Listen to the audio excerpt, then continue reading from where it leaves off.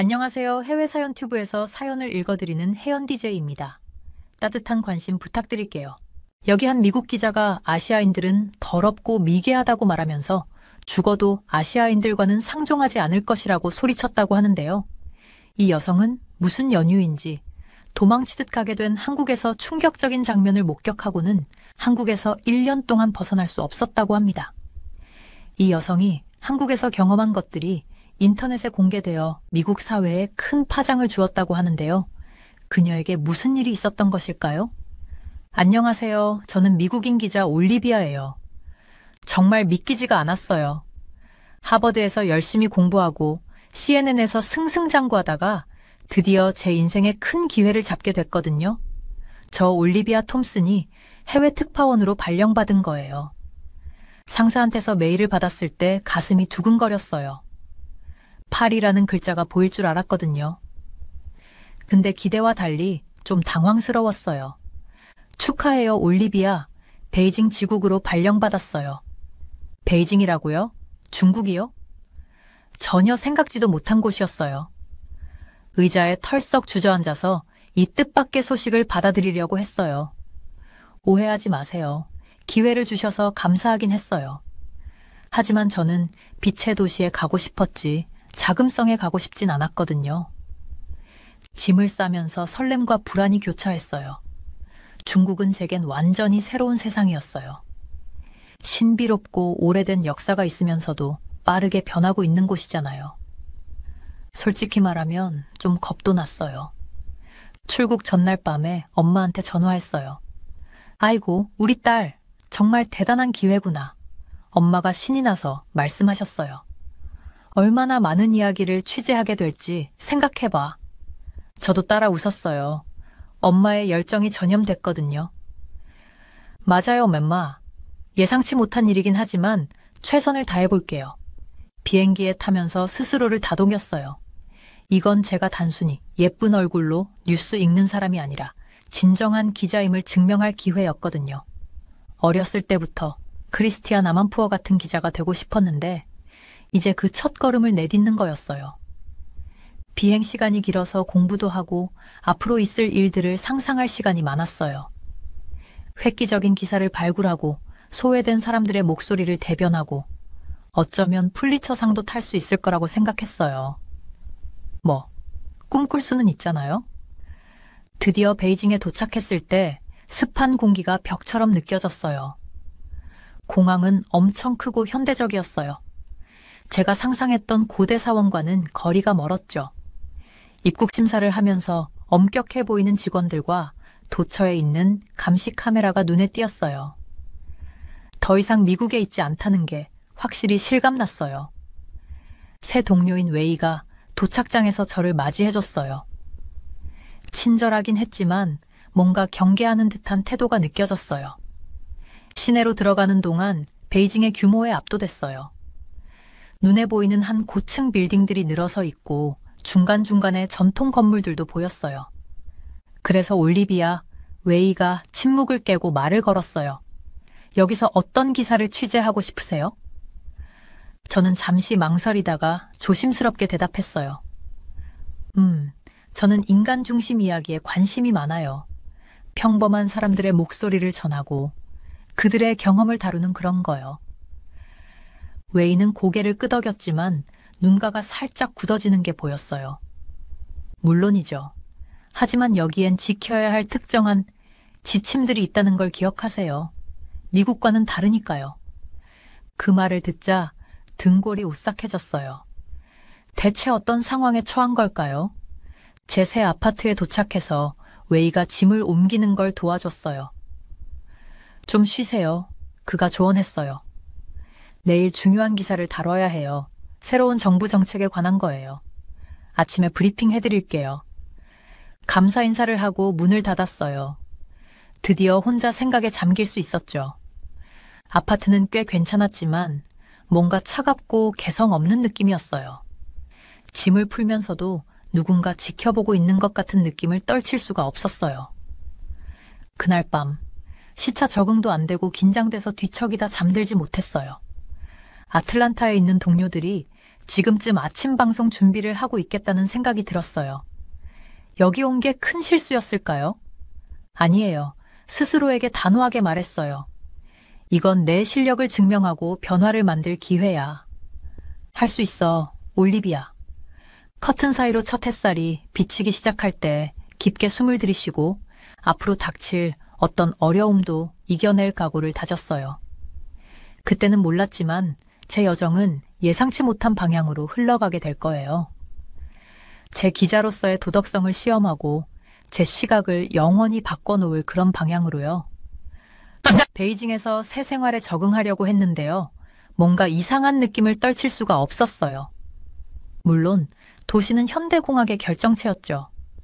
높은 빌딩들이랑 고속 열차도 있고요. 근데 그 화려한 겉모습 아래에는 제가 무시할 수 없는 긴장감이 흐르고 있었어요. 베이징 지국에서 첫 몇 주는 정말 놀라웠어요. 중국에 와서 발전된 나라와 활기찬 미디어 환경을 기대했거든요.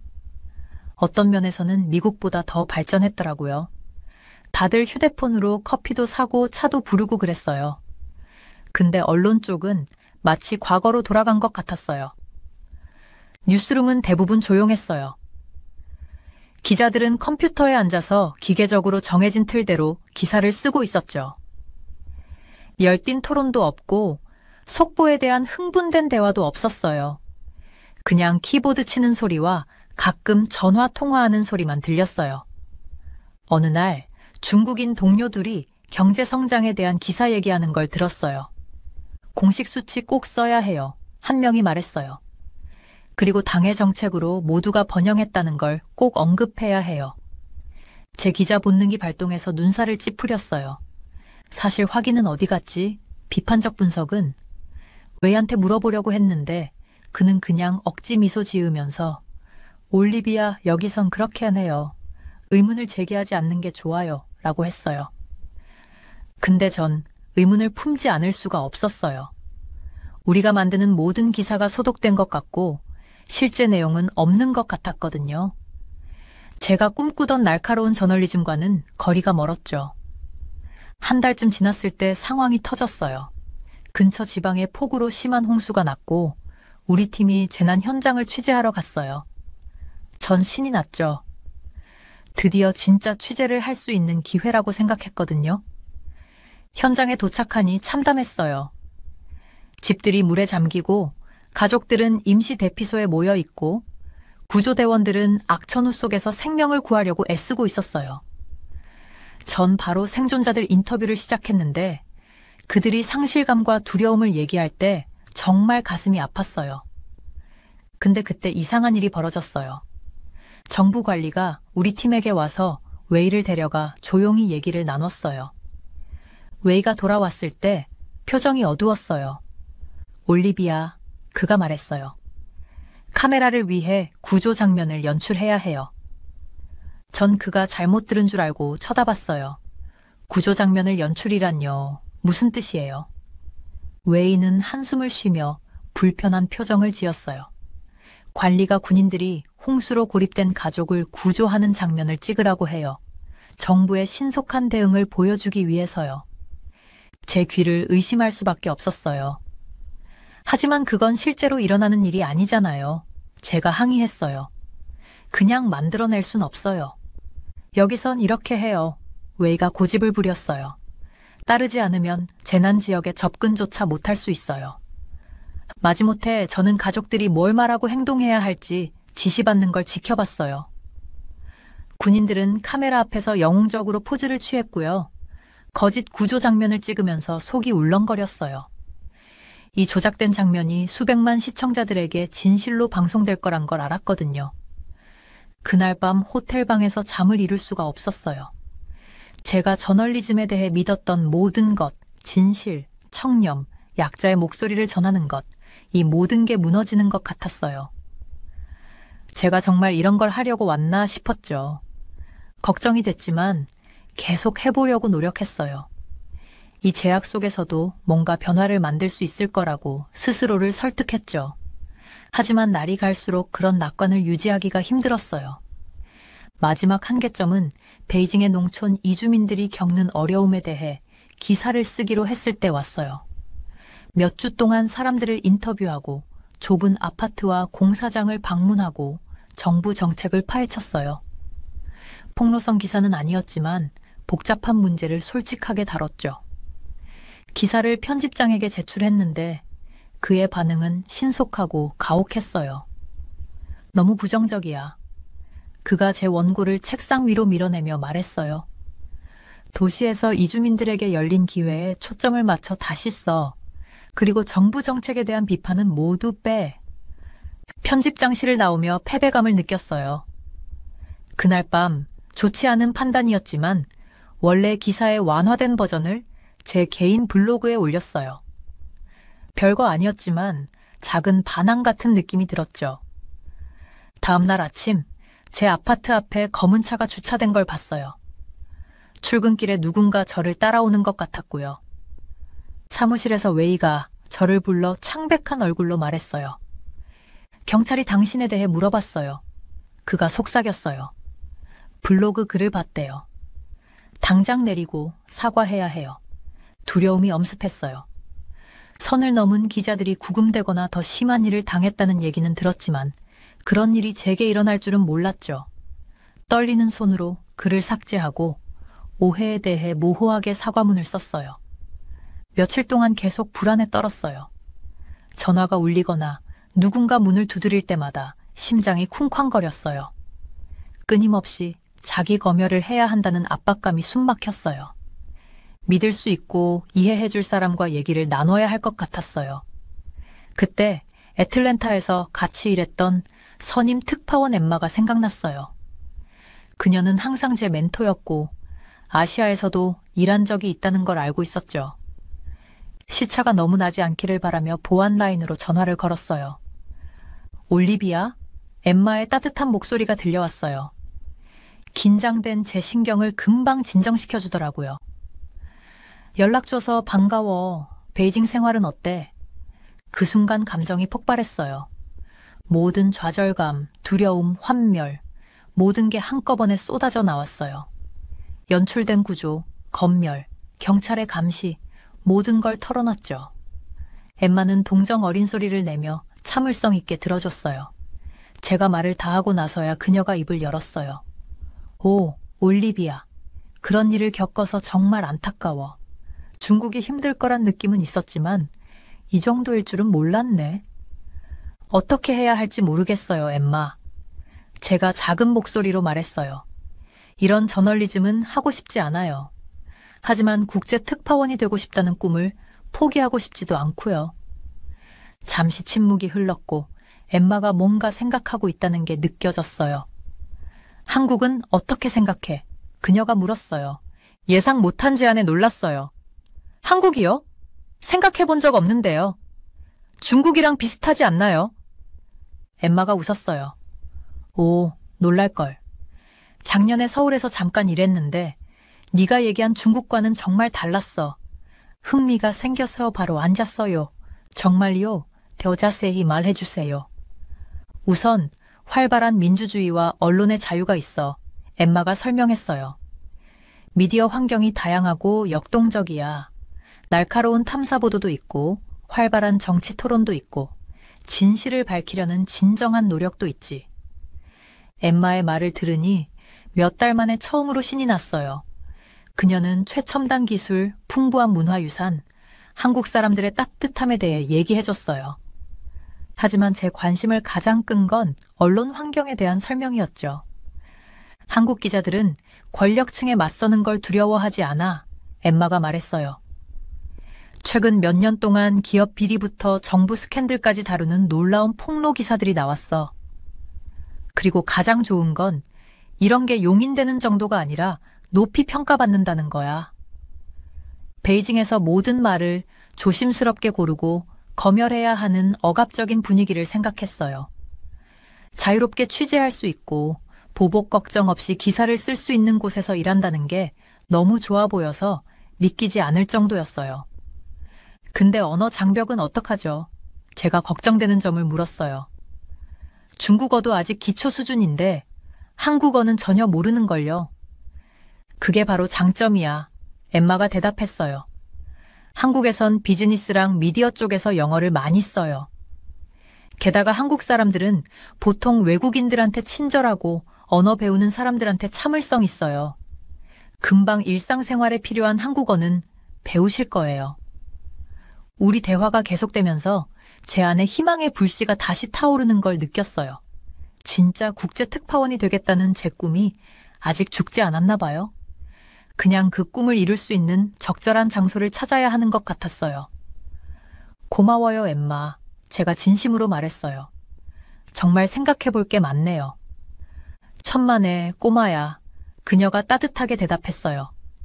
그리고 혹시 한국에 가게 되면 꼭 비빔밥 먹어봐. 정말 맛있을 거야. 전화를 끊고 나서 베이징 스카이라인을 바라보며 앉아 있었어요. 몇 주 만에 처음으로 가능성을 느꼈죠. 중국에 온 지 얼마 안 됐는데 발령지를 바꾸는 게 쉽지 않을 거란 걸 알았어요. 하지만 언론의 자유와 저널리즘의 청렴성을 소중히 여기는 나라에서 일할 수 있다는 생각은 너무 매력적이어서 무시할 수가 없었어요. 그날 밤 잠들면서 서울의 반짝이는 스카이라인과 기자들이 뒤를 돌아보지 않고 취재에 열중하는 활기찬 뉴스룸이 꿈에 나왔어요. 앞으로 어떤 일이 일어날지 몰랐지만 알아내고 싶었어요. 그때는 몰랐지만 제 여정은 새롭고 흥미진진한 방향으로 나아가려고 하고 있었어요. 저를 도전하게 하고 영감을 주고 결국 제가 왜 저널리즘에 빠졌는지 다시 한번 깨닫게 해줄 그런 방향으로요. 제 심장이 쿵쾅거렸어요. 한국으로 발령 신청서를 보내면서 보내기 버튼을 눌렀거든요. 엠마랑 이야기를 나누고 나서 저는 몇 주 동안 한국에 대해 열심히 공부했어요. 그 나라와 미디어 환경, 제가 거기서 다룰 수 있는 이야기들에 대해서요. 알면 알수록 서울에서 일할 수 있다는 가능성에 더 신이 났어요.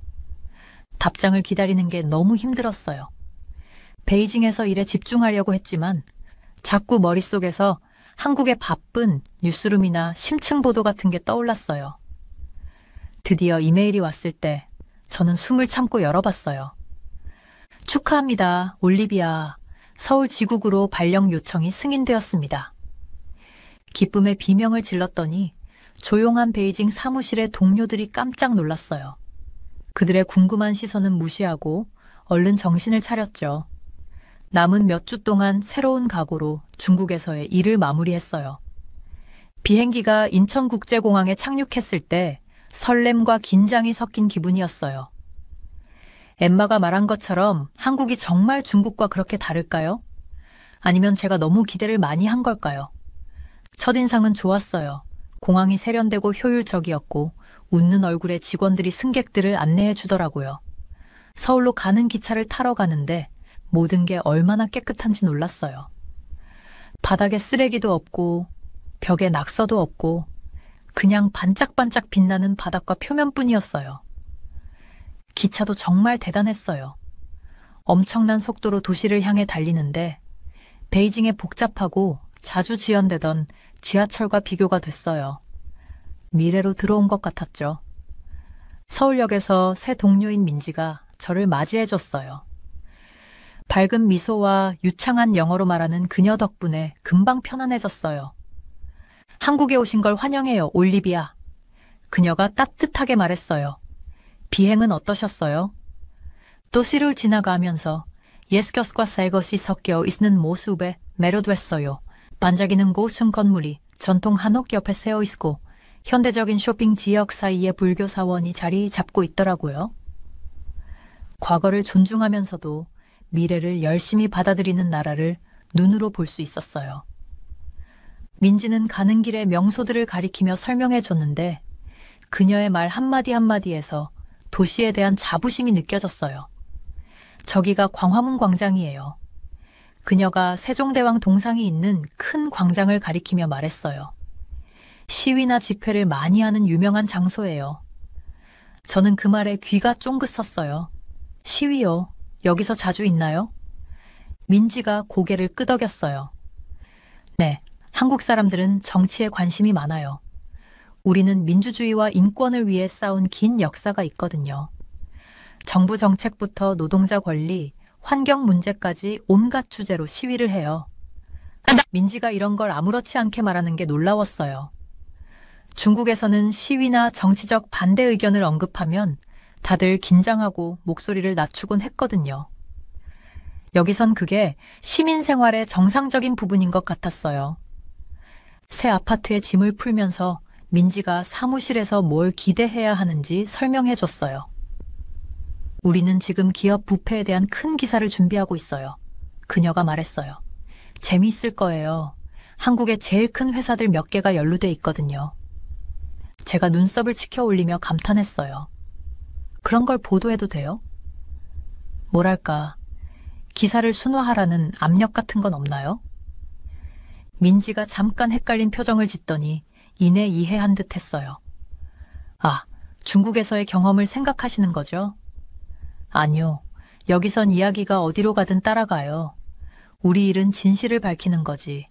권력자들을 편하게 해주는 게 아니에요. 다음 날 아침 설렘을 안고 서울지국에 도착했어요. 사무실은 활기찼어요. 기자들이 열띤 토론을 하고 편집자들이 컴퓨터 화면 앞에 모여 있더라고요. 활기가 느껴졌어요. 베이징에서 익숙해졌던 조용한 분위기와는 정말 달랐죠. 새 편집장님인 김 선생님이 따뜻하게 맞아주셨어요. 올리비아 씨를 맡게 돼서 기쁩니다. 그가 제 손을 잡고 말씀하셨어요. 민지 씨 말로는 기업 부패 기사에 관심 있다고 하던데요. 며칠 동안 민지 씨를 따라다니면서 상황을 파악해보는 게 어떨까요? 저는 열심히 고개를 끄덕였어요. 중국에서보다 더 편안함을 느꼈거든요. 그 다음 주 동안 저는 조사에 푹 빠졌어요. 재무 서류를 뒤지고 내부 고발자들을 인터뷰하고 한국의 가장 큰 재벌 중 하나의 최고위층까지 연결된 복잡한 뇌물수수와 횡령의 고리를 밝혀냈어요. 기사를 내보낼 준비를 하면서 반발을 각오했어요. 이렇게 폭탄 같은 기사가 반대에 부딪히지 않을 리가 없잖아요.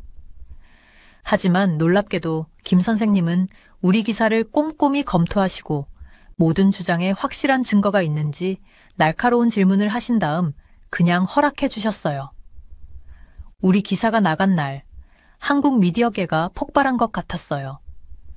다른 언론사들이 우리 기사를 다루고 정치인들이 조사를 요구하고 그 회사 주가가 폭락했어요. 저는 긴장하면서 누군가 우리를 막거나 기사를 철회하라고 강요할까봐 기다렸어요.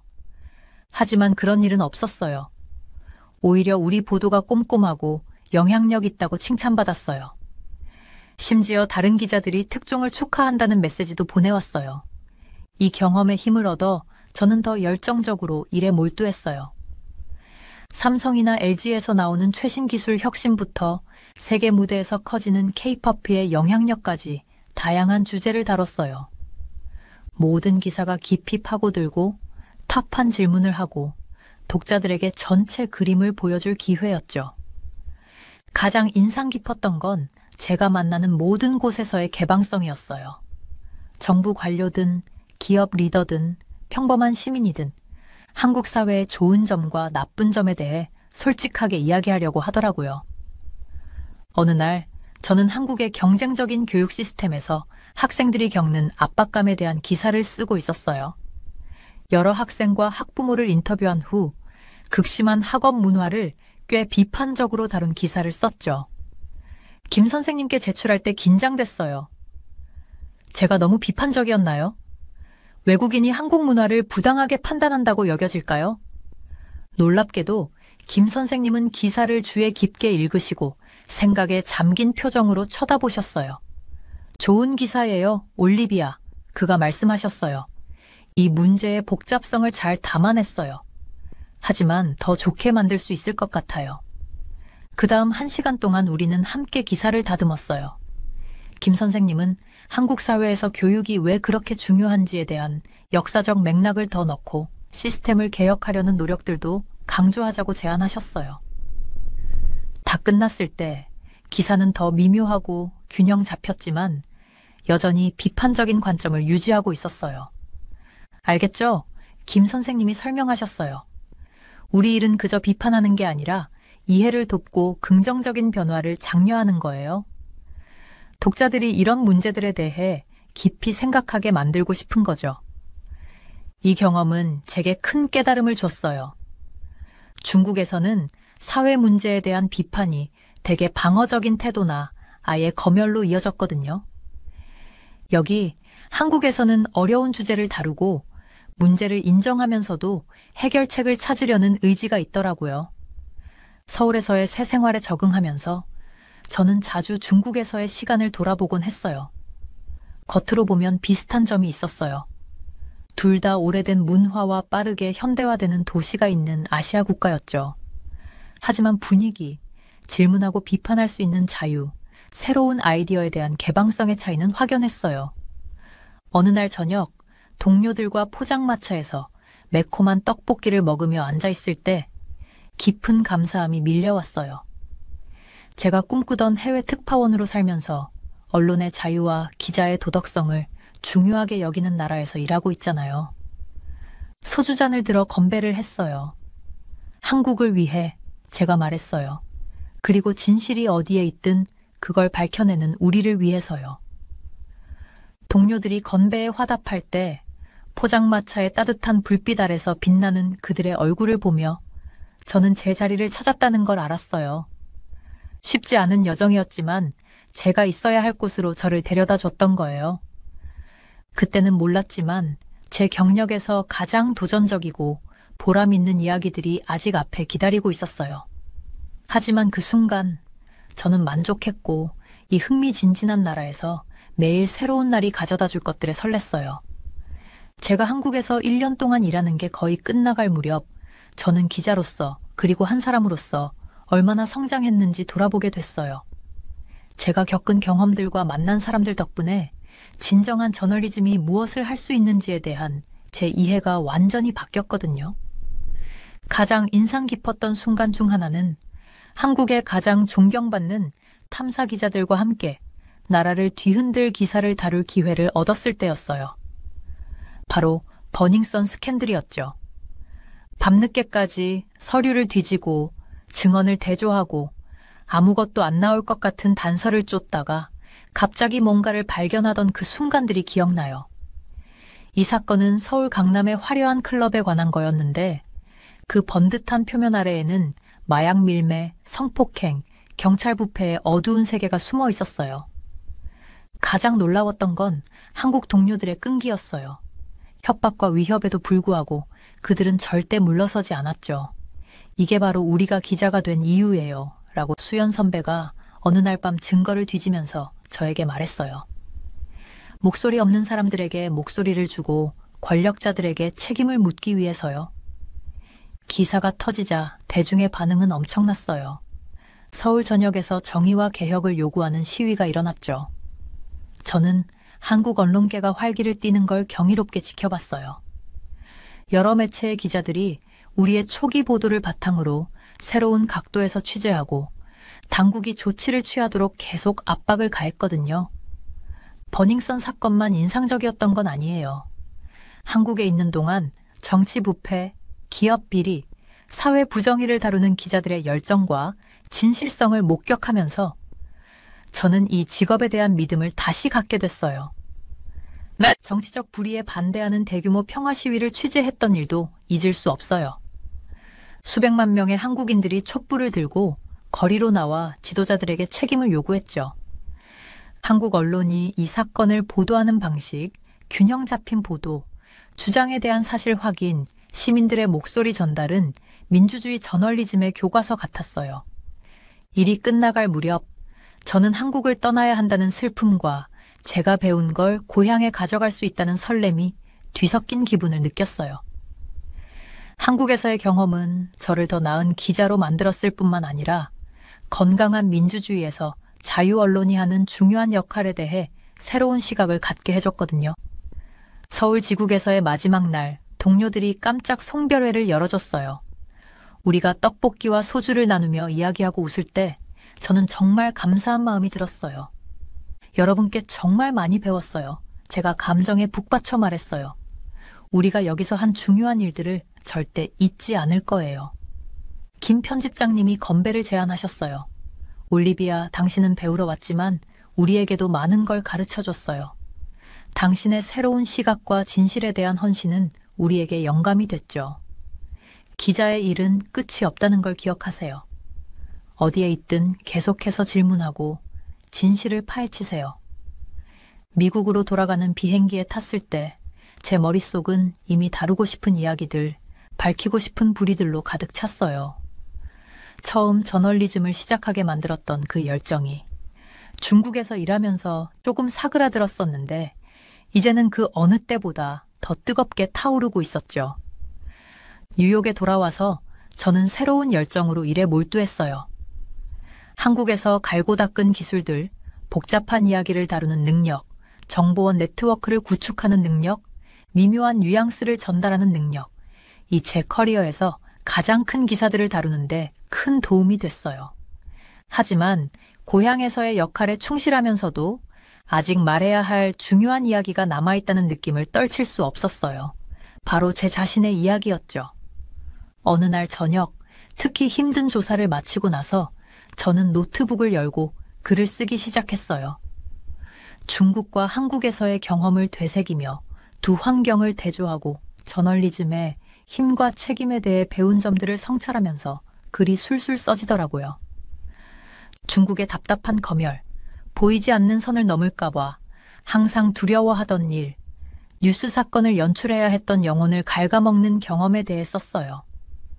제가 만들어내고 있던 게 저널리즘이 아니라 선전이었다는 걸 깨달았을 때의 충격도 묘사했죠.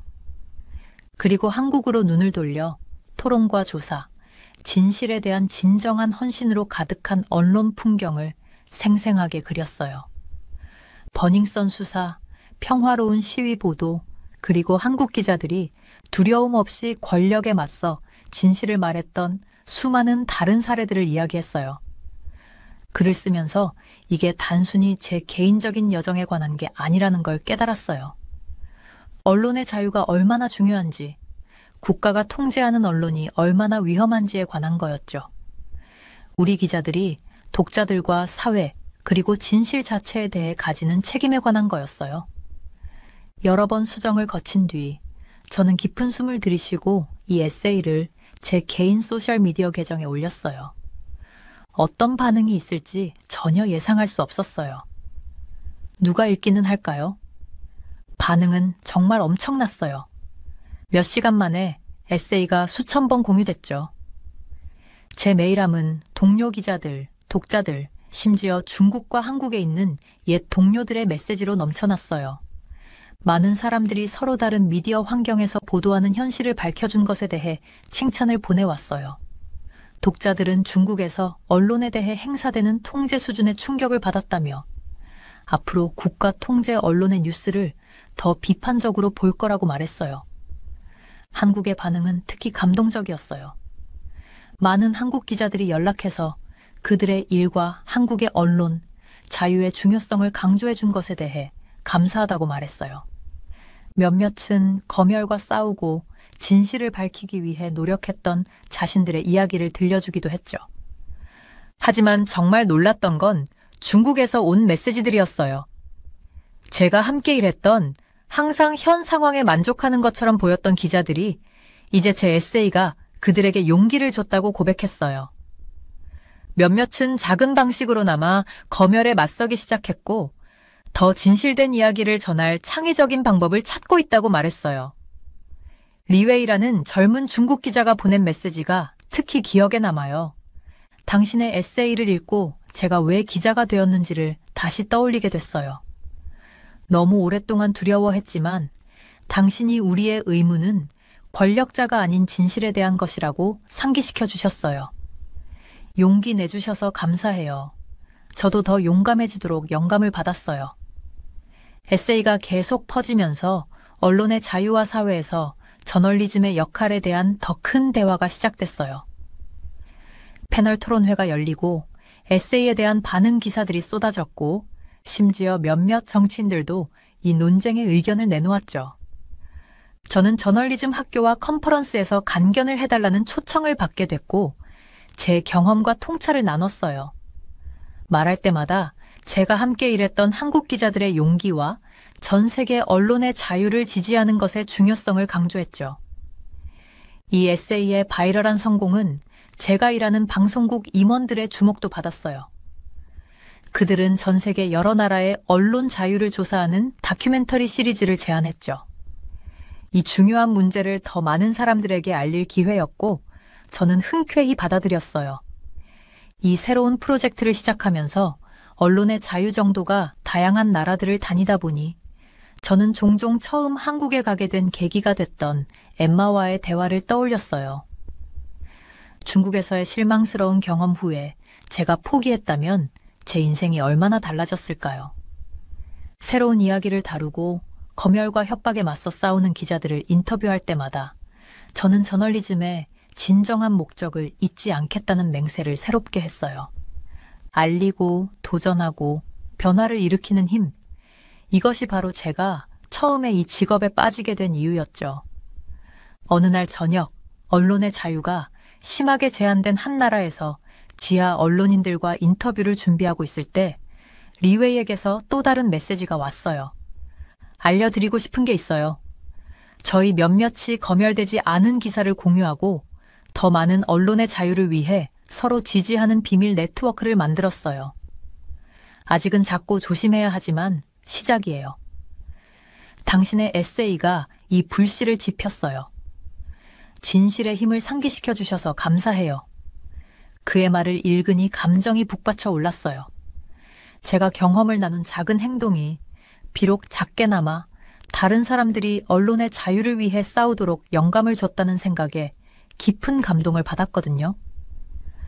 노트북을 닫고 인터뷰 장비를 모으면서 저는 새로운 목적의식을 느꼈어요.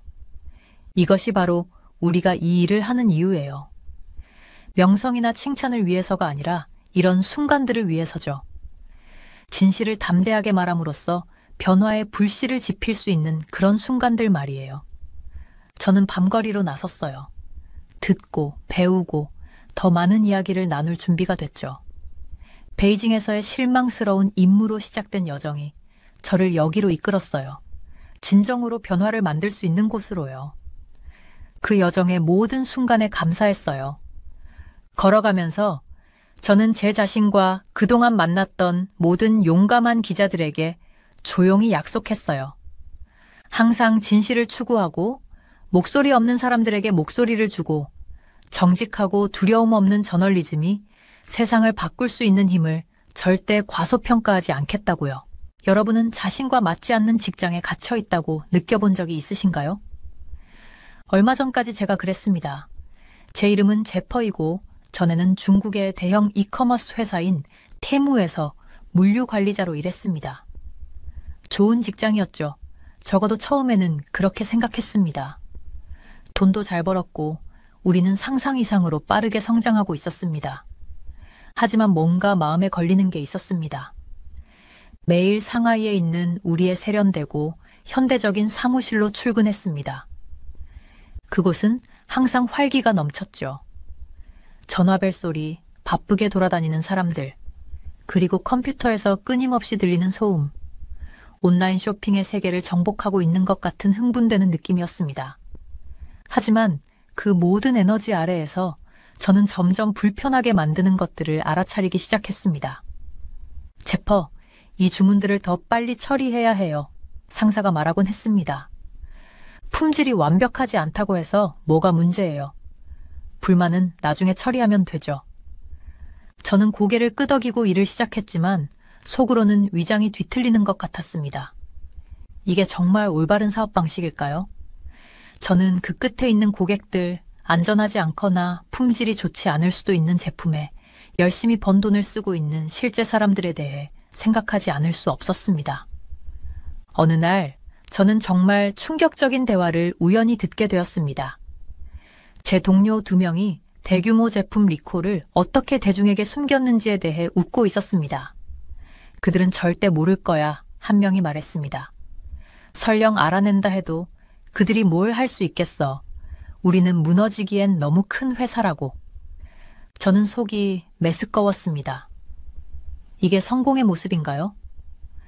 더 많은 돈을 벌기 위해 사람들을 속이고 위험에 빠뜨리는 것?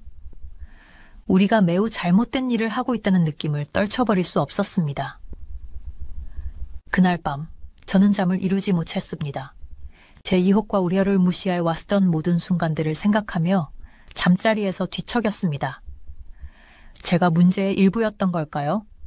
제가 되고 싶지 않았던 사람이 되어버린 걸까요? 어둠 속에 누워있으면서 저는 결심했습니다. 탈출구를 찾아야 했습니다. 하지만 어디로 갈 수 있을까요? 무엇을 할 수 있을까요? 저는 이 회사와 이 업계를 중심으로 제 전체 경력을 쌓아왔습니다.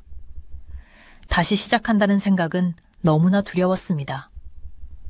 다음 날 아침 잠을 제대로 못 잔 탓에 여전히 눈이 풀린 채로 사무실에 들어섰습니다. 이메일을 확인하고 있을 때 한 메일이 눈에 띄었습니다. 한국의 이커머스 회사의 기회에 대해 이야기하는 헤드헌터로부터 온 메일이었습니다. 평소라면 2번 생각하지 않고 삭제했을 텐데 오늘은 뭔가가 저를 멈추게 했습니다. 그 회사에 대해 읽기 시작했습니다. 그들은 윤리적인 비즈니스 관행, 지속 가능한 성장, 고객 우선주의에 대해 이야기했습니다. 너무 좋아서 사실이라고 믿기 어려울 정도였습니다. 정말로 올바른 일을 하는 것에 관심을 가진 회사들이 있을까요? 그날 하루 종일 저는 정신이 없었습니다. 머릿속은 가능성으로 가득 차 있었죠. 제가 모험을 해본다면 어떨까요? 제가 알고 있는 모든 것을 뒤로하고 새로운 나라에서 새 출발을 한다면 어떨까요? 그 생각은 흥분되면서도 동시에 두려웠습니다.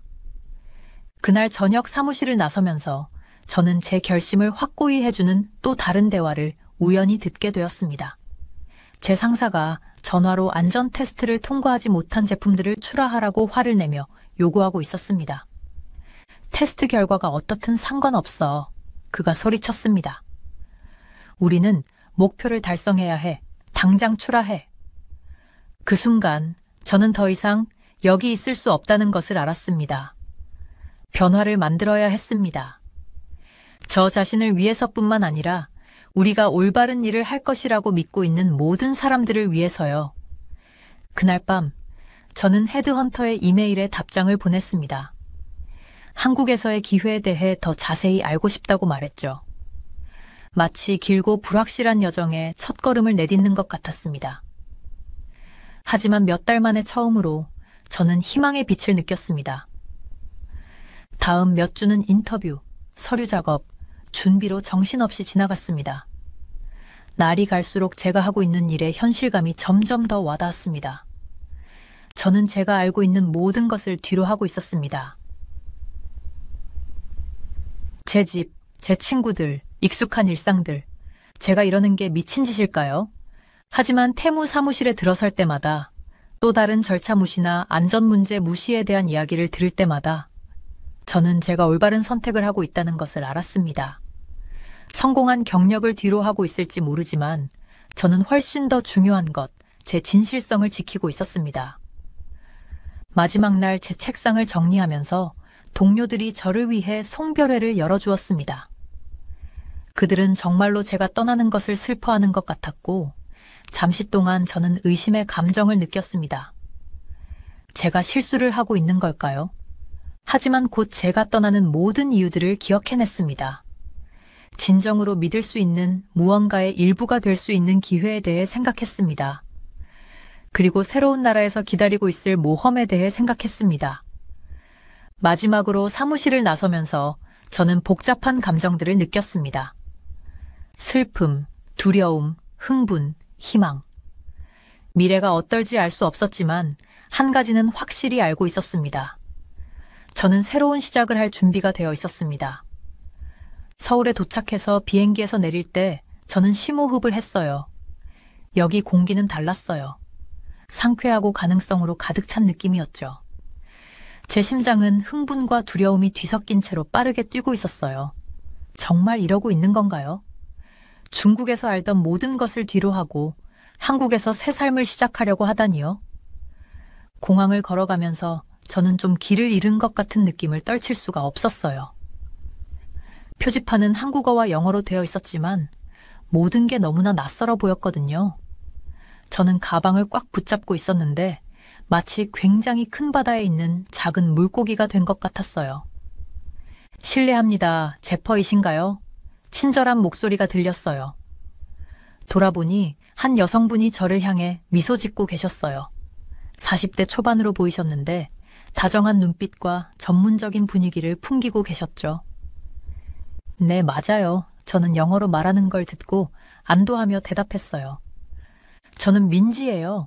그녀가 손을 내밀며 말씀하셨어요. 회사에서 당신의 멘토가 될 거예요. 한국에 오신 걸 환영합니다. 공항에서 서울로 차를 타고 가는 동안 저는 이 도시에 놀라 워했어요. 높고 반짝이는 건물들이 하늘을 향해 뻗어 있었죠. 거리는 깨끗하고 질서정연했어요. 사람들은 보도를 따라 바쁘게 걸어가고 있었고 많은 사람들이 휴대폰을 들여다보고 있었어요. 지금까지 어떠세요? 민지 씨가 물으셨어요.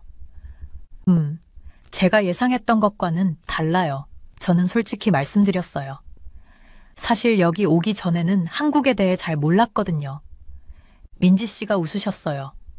많은 사람들이 그래요. 하지만 당신이 좋은 의미로 놀라실 거라고 생각해요. 그녀 말씀이 맞았어요.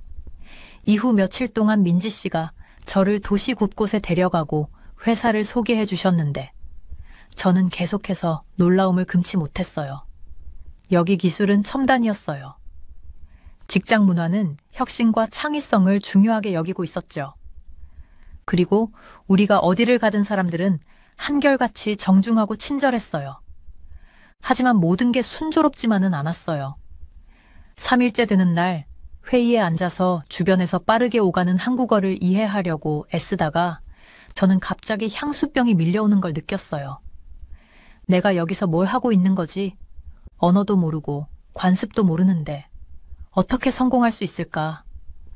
그날 밤 작은 아파트에 앉아 자신을 불쌍히 여기고 있을 때 제 전화기가 울렸어요. 중국에 있는 제 옛 회사 테무에 대한 뉴스 알림이었어요. 대규모 데이터 유출 사고가 있어서 수백만 명의 고객 개인정보가 노출됐대요. 회사는 혼란에 빠져 있었죠. 저는 충격을 받고 뒤로 물러앉았어요. 만약 제가 테무에 남아 있었다면 지금 그 혼란의 한가운데 있었겠죠. 대신에 저는 여기 한국에서 윤리와 고객 신뢰를 무엇보다 중요하게 여기는 회사에서 일하고 있었어요. 그 순간 저는 중요한 걸 깨달았어요. 그래요. 한국 생활에 적응하는 건 어려울 거예요. 하지만 이것도 정말 굉장한 기회였어요. 의미 있는 일의 일부가 되고 제 가치관과 일치하는 방식으로 일할 수 있는 기회였죠. 다음 날 아침, 저는 새로운 결심을 안고 일어났어요. 이 모험을 받아들이기로 했어요. 어려움과 함께요. 한국어를 배우고 문화에 푹 빠지고 이 새로운 일에 모든 걸 바치기로 했죠. 출근길의 서울을 새로운 눈으로 바라봤어요. 이른 아침 햇살이 고층 빌딩에 반짝였어요.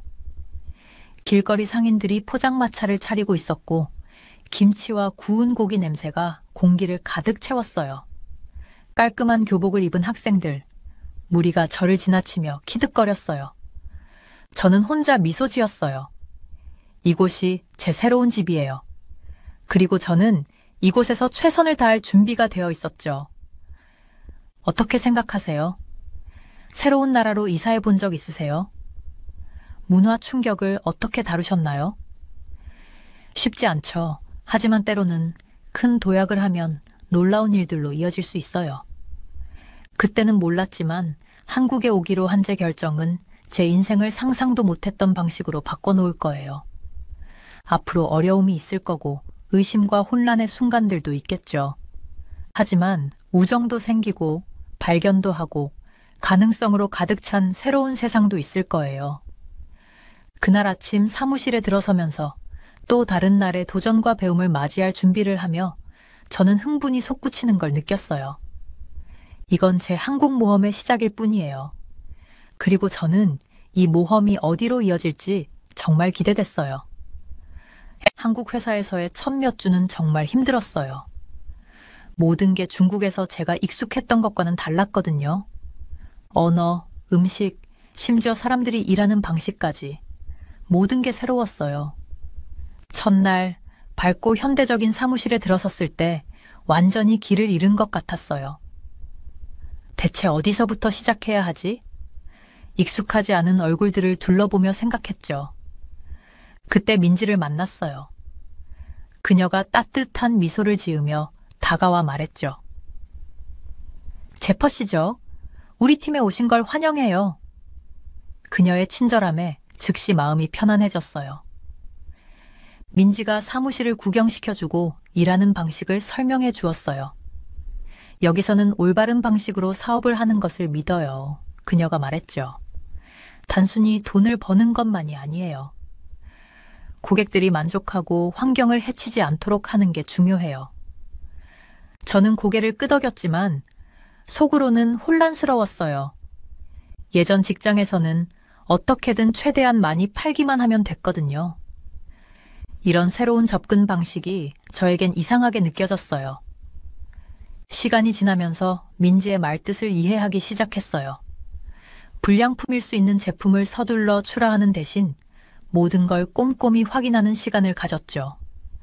고객에게 문제가 생기면 무시하지 않고 열심히 해결하려 노력했고요. 항상 쉬운 일은 아니었어요. 가끔은 일이 제가 익숙한 속도보다 느리게 진행돼서 답답하기도 했죠. 하지만 고객들이 더 만족하는 걸 볼 수 있었고, 그래서 제 일에 대해 보람을 느꼈어요. 어느 날 우리 기술부서에서 일하는 준이라는 젊은 친구를 만났어요. 그는 에너지가 넘치고 항상 새로운 아이디어로 가득 찼죠. 안녕하세요, 제퍼 씨. 어느 날 아침 그가 말했어요. 점심 같이 먹을래요? 근처에 아주 좋은 곳을 알아요. 비빔밥을 먹으며 준은 한국 기술 분야에서 일어나는 멋진 일들에 대해 이야기해줬어요. 우리는 다른 나라를 따라가기만 하는 게 아니에요. 그가 자랑스럽게 말했죠. 우리만의 혁신을 만들어내고 있어요. 저는 감명받았어요. 중국에 있을 때는 한국이 기술 면에서 우리보다 뒤처져 있다고 생각했거든요. 하지만 준의 이야기를 들으니 제가 얼마나 잘못 생각하고 있었는지 깨달았어요. 준과 저는 좋은 친구가 됐어요. 그는 주말마다 저를 데리고 서울을 구경시켜주며 한국 문화를 소개해줬죠. 고궁도 가고 북적이는 시장에서 길거리 음식도 먹어보고 심지어 K-팝 콘서트도 갔어요. 준을 통해 한국을 완전히 새로운 시각으로 보기 시작했어요. 이제 한국은 단순히 제가 일하는 곳이 아니라 두 번째 고향이 되어가고 있었죠. 하지만 모든 게 순탄하지만은 않았어요. 새 직장에 온 지 2달쯤 됐을 때 김 사장님이 저를 사무실로 불렀어요. 그분은 심각해 보였죠. 제퍼 씨, 그가 말씀하셨어요. 큰 프로젝트가 하나 있어요. 우리 물류 시스템을 완전히 개편해야 해요. 엄청난 작업이 될 거예요. 그리고 당신이 이끌어주길 바래요. 제 심장이 빠르게 뛰기 시작했어요. 제 능력을 증명할 기회였지만 동시에 무서웠죠. 실수하면 어쩌지요? 정말 제가 해도 될까요? 제가 물었어요. 저는 아직 이곳에 온 지 얼마 안 됐는데요. 김 사장님이 미소 지으셨어요. 그래서 당신을 원하는 거예요. 새로운 시각과 아이디어를 가져올 수 있잖아요. 게다가 이전 직장에서의 경험도 도움이 될 거예요. 김 사장님 사무실을 나오면서 흥분과 두려움이 뒤섞인 느낌이 들었어요. 이 프로젝트는 지금까지 제 경력에서 가장 큰 도전이 될 거예요. 그 후 몇 주 동안 저는 프로젝트에 푹 빠졌어요. 최선의 계획을 세우려고 긴 시간 동안 일했죠. 일부 동료들은 회의적이었어요. 이렇게 중요한 일을 정말 새로운 사람에게 맡겨도 될까? 하는 소문이 들리더라고요. 그들의 의심은 저를 더 열심히 일하게 만들었어요. 한국에 와서 배운 모든 교훈들을 떠올렸죠. 윤리적으로 일하는 것, 품질을 최우선으로 하는 것에 대해서요. 효율적이면서도 직원들에게 공정하고 환경에도 좋은 시스템을 만들겠다고 다짐했어요. 포기하고 싶은 순간도 있었어요. 너무 크고 복잡한 일처럼 보였거든요. 하지만 그럴 때마다 제가 왜 한국에 왔는지를 떠올렸어요. 더 나은 무언가의 일부가 되기 위해서였죠. 어느 날 밤 늦게까지 일하고 있을 때 민지가 제 책상에 들렀어요. 어떻게 돼가요? 그녀가 부드럽게 물었죠. 저는 한숨을 쉬었어요. 힘들어요. 가끔은 제가 이 일에 적합한 사람인지 의문이 들어요. 민지가 제 어깨에 손을 얹었어요. 제퍼 씨, 우리가 당신을 선택한 데는 이유가 있어요. 우리는 당신을 믿어요. 그리고 기억하세요. 당신 혼자가 아니에요. 우리 모두가 당신을 지지하고 있어요. 그녀의 말에 새로운 힘이 생겼어요. 여기서는 예전 직장과 달리 서로를 진심으로 아끼고 옳은 일을 하려는 팀의 일원이라는 걸 깨달았죠. 그날 밤 집으로 걸어가면서 서울의 반짝이는 불빛들을 바라보며 결심이 솟구쳤어요. 할 수 있어. 저 자신에게 말했죠. 그리고 해냈을 때 정말 큰 변화를 만들어낼 거야. 그때는 몰랐지만 가장 큰 도전들과 가장 큰 보상들이 아직 오지 않았다는 걸요. 저희 프로젝트가 성공한 그날을 아직도 기억하고 있어요. 회사 리더들에게 새로운 물류 시스템을 발표할 때 제 심장이 빨리 뛰고 있었죠. 김 사장님, 우리 CEO가 환한 미소를 지으셨을 때 안도감이 밀려왔어요. 제프, 이건 정말 대단해요. 그가 제 손을 힘차게 흔들며 말씀하셨어요. 우리의 전체 접근 방식을 혁신했어요. 저도 웃음을 참을 수 없었어요. 몇 달 동안의 긴 밤과 셀 수 없이 많은 커피잔을 거쳐 우리는 해냈어요. 우리 팀은 배송을 더 빠르고 더 저렴하고 더 친환경적으로 만드는 시스템을 만들어냈죠. 제가 태무를 떠나 한국에 왔을 때 희망했던 모든 것이었어요. 동료들이 제 등을 두드리고 있었지만 제 머릿속에서 작은 목소리가 속삭였어요. 이게 정말일까? 내가 정말 이걸 받을 자격이 있나? 아시다시피 한국에서의 성공은 달랐어요. 태무에서는 성공이 어떤 대가를 치르더라도 경쟁에서 이기는 것을 의미했죠. 여기서는 모두를 위해 회사, 고객, 심지어 환경까지 더 나은 것을 만드는 것을 의미했어요. 큰 변화였고 때로는 아직도 그걸 믿기 힘들어했어요. 그날 밤 서울의 분주한 거리를 걸어 집으로 가면서 저는 중국에서의 옛 삶에 대해 생각하고 있었어요. 넌사인과 길거리 음식 가게에서 나는 맛있는 냄새가 고향을 떠올리게 했지만 뭔가 달랐어요. 제가 더 가볍고 행복하다고 느꼈죠. 그때 제 전화기가 울렸어요. 민지 선배님의 메시지였어요. 축하해요, 제프. 자랑스러워해야 해요. 축하 겸 저녁 먹으러 갈까요? 저는 웃으면서 빠르게 네 라고 답장했어요. 민지 선배님은 제가 한국에 도착한 이후로 저의 가이드였어요. 회사뿐만 아니라 문화까지도 안내해 주셨죠. 바비큐와 소주를 마시며 그녀는 저에게 한국의 역사, 빠른 성장, 그리고 올바른 방식으로 일을 하려는 결단에 대해 가르쳐 주셨어요.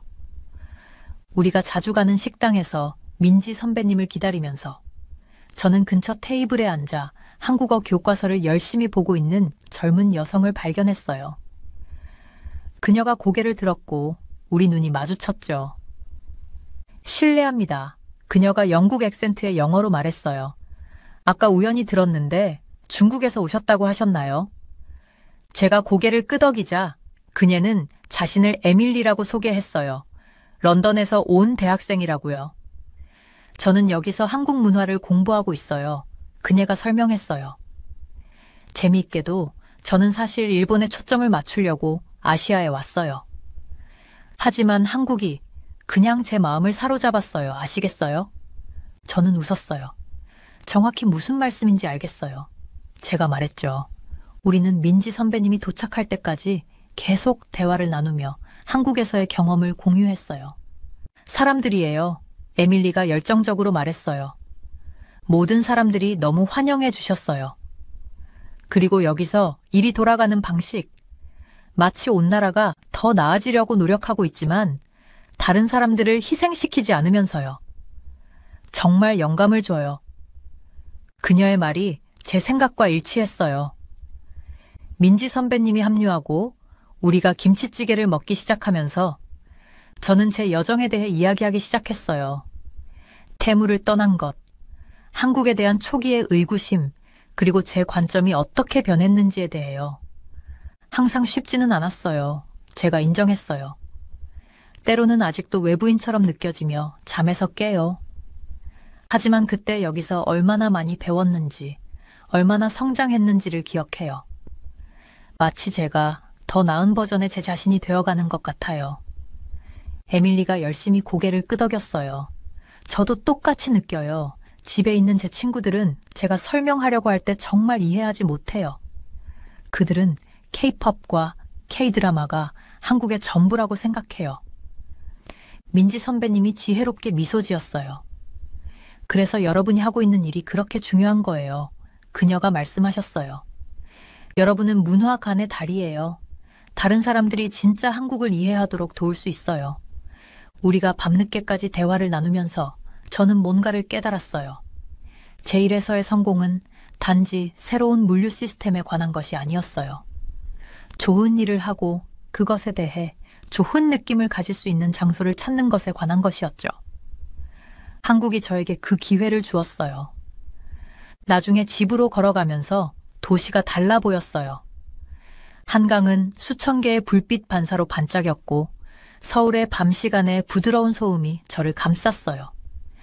저는 제가 얼마나 멀리 왔는지 단지 거리뿐만 아니라 이해에서도 생각했어요. 전화기를 꺼내 에밀리와의 채팅을 열었어요. 좋은 대화 감사해요. 제가 썼어요. 다시 만나고 싶은데요.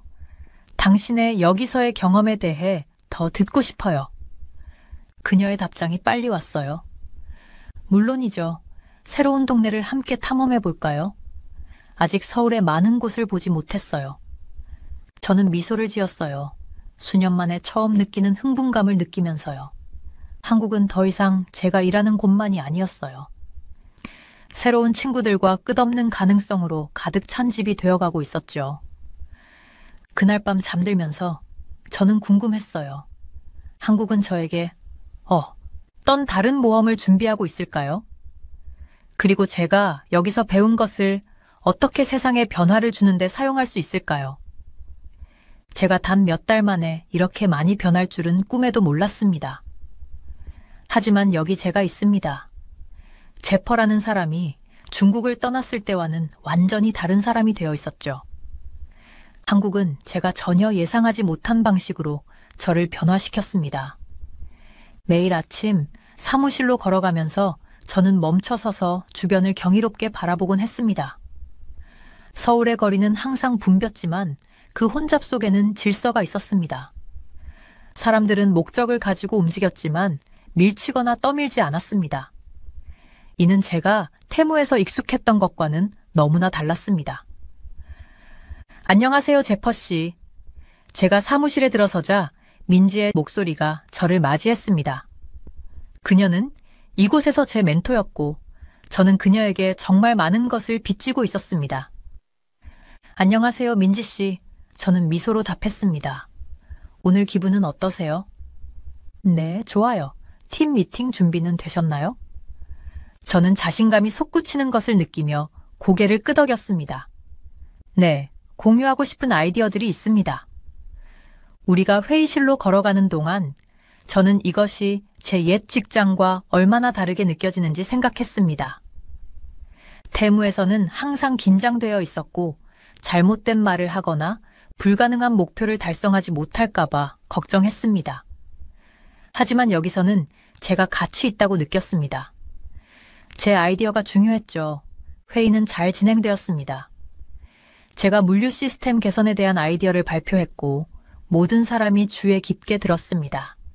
물론 질문도 있었고 일부 건설적인 비판도 있었지만 모든 것이 경쟁적이라기보다는 지지적으로 느껴졌습니다. 회의가 끝난 후 김 사장님이 저를 불러 세웠습니다. 제퍼 씨, 당신의 성장에 감명받았습니다. 그가 말씀하셨습니다. 우리 회사 문화를 정말 잘 받아들이셨네요. 가슴에 따뜻함이 퍼지는 것을 느꼈습니다. 감사합니다, 사장님. 여기서 정말 많이 배웠습니다. 말씀해 보세요. 그가 몸을 기울이며 말씀하셨습니다. 테무에서의 경험과 비교하면 어떤가요? 저는 깊은 숨을 들이쉬었습니다. 민감한 주제였지만 여기서는 정직함이 중요하다는 것을 알고 있었습니다. 밤과 낮처럼 다릅니다. 저는 인정했습니다. 테무에서는 모든 것이 어떤 대가를 치르더라도 성장하는 것에 관한 것이었습니다. 하지만 여기서는 우리가 지속 가능한 것을 만들고 있다고 느낍니다. 회사, 직원들, 그리고 고객들 모두에게 좋은 것을 말이죠. 김 사장님은 깊이 생각하며 고개를 끄덕이셨습니다. 그게 바로 우리가 목표로 하는 바입니다. 당신이 그렇게 생각한다니 기쁩니다. 제가 제 자리로 돌아가면서 제가 얼마나 멀리 왔는지 생각하지 않을 수 없었습니다. 한국에서의 첫 몇 주를 떠올렸습니다. 그때는 모든 것이 너무나 낯설고 위압적으로 느껴졌었죠. 이제는 마치 집처럼 느껴집니다. 그날 늦게 저는 젊은 한국 기업가인 준과 만났습니다. 그는 좋은 친구가 되었고 우리는 종종 퇴근 후에 커피를 마시곤 했습니다. 그래서 제퍼, 우리가 아이스 아메리카노를 들고 안짜준이 말했습니다. 요즘 한국이 어떠세요? 저는 웃었습니다. 알잖아요. 처음 왔을 때는 큰 실수를 했다고 생각했어요. 모든 게 너무 달랐거든요. 하지만 지금 다른 어느 곳에 있는 것도 상상할 수 없어요. 준은 환하게 웃었습니다. 당신이 마음을 바꿀 줄 알았어요. 뭐가 바뀌었나요? 저는 잠시 생각했습니다. 제가 여기서 보는 성실성인 것 같아요. 비즈니스에서도 일상생활에서도. 사람들은 그저 빨리 하거나 싸게 하는 것이 아니라 옳게 하는 것에 신경 쓰죠. 그게 우리 문화의 큰 부분이에요. 준이 고개를 끄덕였습니다. 우리는 조화와 존중을 믿어요. 단순히 돈을 버는 것만이 아니에요. 우리가 대화를 나누면서 저는 무언가를 깨달았습니다. 저는 더 이상 한국에서 일만 하고 있는 게 아니었습니다. 한국으로부터 배우고 있었죠. 제가 여기서 본 가치들, 성실성, 혁신, 존중이 제 일부가 되어가고 있었습니다. 다음날 직장에서 한 젊은 인턴이 긴장한 모습으로 저에게 다가왔습니다. 제퍼 씨, 그녀가 말했습니다. 질문 하나 드려도 될까요? 물론이죠. 저는 제가 예전에 얼마나 위축되었었는지를 기억하며 미소 지었습니다. 어떤 도움이 필요하세요? 프로젝트 때문에 고민이에요. 그녀가 인정했습니다. 어떻게 접근해야 할지 모르겠어요. 따뜻함이 밀려오는 것을 느꼈습니다. 이것이 제가 배운 것을 전달할 기회였습니다. 함께 살펴봅시다. 저는 말했습니다. 제가 처음 여기서 시작했을 때 모든 것이 너무 압도적으로 느껴졌던 것을 기억해요. 하지만 알아요. 뭐가? 점점 나아져요. 그리고 제가 도와드리겠습니다. 제가 그녀에게 지난 몇 개월 동안 얻은 통찰력을 공유하며 프로젝트를 안내하면서 저는 중요한 것을 깨달았습니다. 저는 더 이상 제 일에서 성공하는 것에 그치지 않았습니다. 다른 사람들이 성공하도록 돕고 있었죠. 이것이 진정한 리더십의 모습이었습니다. 그날 저녁 집으로 걸어가면서 저는 한강 위로 지는 석양을 보기 위해 멈췄습니다. 하늘은 아름다운 주황색과 분홍색의 혼합이었고 물에 반사되고 있었습니다. 저는 깊은 숨을 들이쉬며 평화로움이 저를 감싸는 것을 느꼈습니다. 의심과 좌절로 가득 찬 채 중국을 떠났던 제퍼를 생각했습니다. 그 사람은 이제 너무나 멀리 있는 것 같았습니다. 한국은 저를 변화시켰고 제가 자랑스러워할 수 있는 사람으로 만들어주었습니다. 제가 거기 서서 도시의 불빛이 하나씩 켜지는 것을 보면서 저는 스스로에게 약속했습니다. 계속해서 배우고 성장하고 여기서 발견한 가치들을 받아들이겠다고요. 그리고 언젠가는 제가 발견한 한국 문화의 아름다움과 지혜를 다른 사람들도 볼 수 있도록 도울 수 있기를 희망했습니다. 미래는 밝아 보였고 오랜만에 저는 그것이 가져올 것들을 보는 것이 기대되었습니다. 한국은 저에게 단순한 직업 이상의 것을 주었습니다. 새로운 관점, 새로운 목적을 주었죠.